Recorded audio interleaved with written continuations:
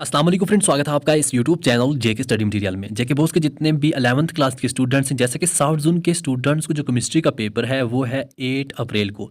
अगर हम देखें तो यहाँ पर 4 डेज़ बनते हैं। तो इन 4 डेज़ में कैसे प्रिपेयर करें, क्या कुछ पढ़ें, कैसे पढ़ें, तो ये सब चीज़ें हम यहाँ डिस्कस करने वाले हैं। तो आपने इस वीडियो को एंड तक देखना है। देखो यहाँ पर पहले हम देखें, अगर सिलेबस की बात करें, आप में से बहुत से ऐसे स्टूडेंट्स हैं जो ऑलरेडी नीट के लिए प्रिपेयर कर रहे हैं। वो पूरा यहाँ पर थ्योरी के हिसाब से नहीं उन्होंने पढ़ा है, बट अभी वो थ्योरी इस हिसाब से पढ़ रहे हैं ताकि हम बोर्ड एग्जाम पास कर सकें। तो आपको यहाँ पर जो नीट के स्टूडेंट, बाकी जो भी स्टूडेंट्स हैं, अगर आपने अच्छे तरीके से वैसा प्रिपेयर नहीं किया बोर्ड के लिए, तो मैं आपको यहाँ पर शॉर्ट ट्रिक्स बताने जा रहा हूँ। देखो, आपको यहाँ पर मार्क्स मैटर नहीं करते कि 11th में कैसे मार्क्स होने चाहिए। हाँ, नॉलेज मैटर करती है। आपके पास नॉलेज है कि हाँ, मुझे ये चीज़ें पता है, ये चीज़ें पता है, ये चीज़ें पता है, बट मैं इनको, अगर मुझे एमसीक्यूज आएंगे मैं वो सॉल्व कर पाऊंगा, बट अगर मुझे कोई पेपर आएगा उसमें मुझे मुश्किल हो जाएगी। तो यहाँ पर आपने क्या करना है, आपको जैसा 70 मार्क्स का पेपर होता है, 25 आपके पास मार्क्स होते हैं, तो आप कोशिश करो 40 मार्क्स प्रिपेयर करने की। 40 मार्क्स, जैसा कि आपने सिलेबस देखना है। सिलेबस में आपने एक तो यहाँ पर फार्मूलेज जो है ना, उनको अच्छे तरीके से देखना है। देखो, फार्मूलेज बहुत ही ज़्यादा ज़रूरी होते हैं, चाहे वो केमिस्ट्री हो चाहे फिजिक्स हो। तो आपके लिए, जैसा मैं चेक कर रहा था कि केमिस्ट्री के बेस्ट फार्मूले कहाँ से मिलेंगे, मैं तो खुद नहीं बना पाऊंगा इतने कम टाइम में, तो मुझे जहाँ से मिले, तो यहाँ देख सकते हैं आप, मैंने आपके लिए ये फार्मूलेज जो हैं वो लिए हैं, बाई किए हुए हैं। तो अब ये फार्मूलेज आप सबको मैं फ्री ऑफ कास्ट दे रहा हूँ। तो मैं तो पैसे देकर कभी कोई चीज़ अच्छी लगती है वो मैं लेता हूँ, फिर मैं आपको फ्री ऑफ कास्ट बांट देता हूँ। तो यहाँ पर आप देख सकते हैं, ये मैंने लिए, अभी मैं चेक कर रहा था कौन से बेस्ट है, यही बेस्ट है। तो इसकी लिंक डिस्क्रिप्शन मिल जाएगी, इन सभी फार्मूलेज को आप देख सकते हैं। बाकी अगर आप देखें, जैसा मैंने आपको बोला 40 मार्क्स आप प्रिपेयर करो। 40 मार्क्स कौन से प्रिपेयर करो, ऐसा नहीं है कि मैं आपको बोलूँ ये वाला भी प्रिपेयर करो 7 मार्क्स बनेंगे, ये वाला करो 9 मार्क्स बनेंगे, एंड यहाँ पर 9 और 7 आपको क्या हो जाएंगे 16 मार्क्स, प्लस 6 ये करो हो जाएंगे 22।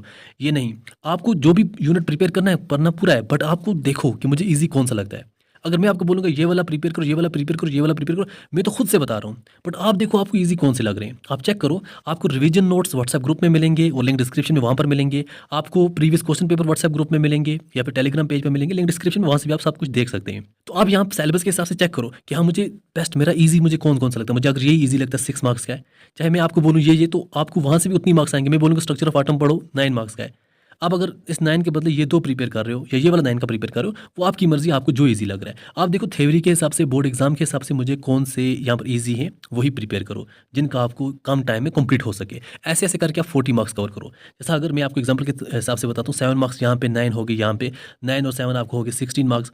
16 के बाद आपको लगा नहीं ये वाला 9 मार्क्स भी मेरे लिए ठीक है, थर्मोडाइनमिक, तो आपको 16 पहले थे, 9 यहाँ से हो गए, टोटल हो गए 25 मार्क्स। फिर आपने ऐसे ही देखा, अच्छा ये वाला मेरा यहाँ पर ठीक है, टोटल 10 मार्क्स का।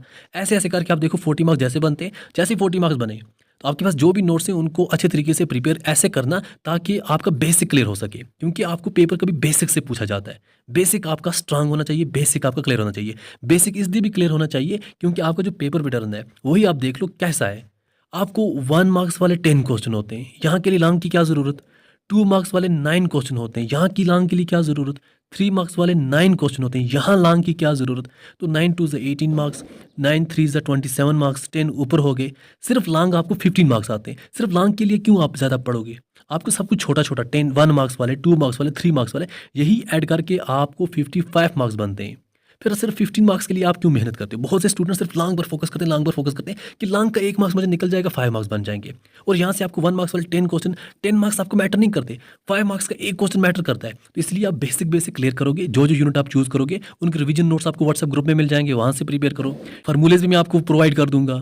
अगर आप बोलोगे मुझे इंपॉर्टेंट क्वेश्चंस प्रोवाइड करो कि हाँ इनके इंपॉर्टेंट क्वेश्चंस क्या हैं, स्ट्रक्चर ऑफ एटम के कौन कौन से इंपॉर्टेंट क्वेश्चन है, देखो मैं आपको भी बोलूँगा यहाँ आपके लिए इंपॉर्टेंट क्वेश्चन अगर मैं बोलूँगा, समझो आप फेल हो जाओगे।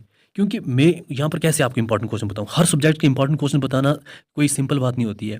मैं आपको बोलूँ ये वाला पढ़ो, आपको वहाँ पर ये वाला आ गया, फिर क्या करोगे, बोलोगे इंपॉर्टेंट क्वेश्चन दिए थे। इसलिए जो भी पढ़ना है, जैसे ये 6 मार्क्स का यूनिट है, इसको जो भी पढ़ना है, इसका 1 शॉर्ट वीडियो देखो यूट्यूब पे, फिर उसको छोटा छोटा बनाओ। अगर आपको एक क्वेश्चन 2 लाइन में भी बनता है ना, बहुत है आपके लिए, क्योंकि 2 मार्क्स 3 मार्क्स 1 मार्क्स के लिए आपको 2 लाइनें बहुत हैं। इसलिए जो भी अगर 1 शॉट, आप बोलोगे हम 1 शॉट वीडियो देखते हैं बट हम उसको अच्छे तरीके से लिख नहीं पाते, यार अच्छे तरीके से क्या ही लिखना है आपने। 1 मार्क्स का क्वेश्चन निकल जाएगा, 2 मार्क्स वाला निकल जाएगा, 3 मार्क्स वाला निकल जाएगा, 5 को स्किप कर दो ना, तो क्यों नहीं निकलेगा आपको। एंड एक चीज़ और, अगर आप कोई अच्छे तरीके से पढ़ते हो, आपने कोई भी टॉपिक अच्छे तरीके से पढ़ा, फिर उसको आप अपनी इंग्लिश में लिखते हो, अगर आपकी इंग्लिश ग्रामेटिकली ख़राब है, एरर्स हैं, अच्छे तरीके से आप नहीं लिख पाते, तब भी आपको मार्क्स मिलेंगे, क्योंकि आपका कॉन्सेप्ट क्लियर होना चाहिए। यहाँ ज़रूरी नहीं है कि आपका यहाँ पर ग्रामर चेक होगा, ये केमिस्ट्री है, इंग्लिश ग्रामर का यहाँ पर पोर्शन नहीं है, ग्रामेटिकली मिस्टेक होगी चलेगा। तो इसी हिसाब से आप कोशिश करो पढ़ने की, इंशाल्लाह सब ठीक हो जाएगा और 8 का आपका पेपर भी मस्त हो जाएगा।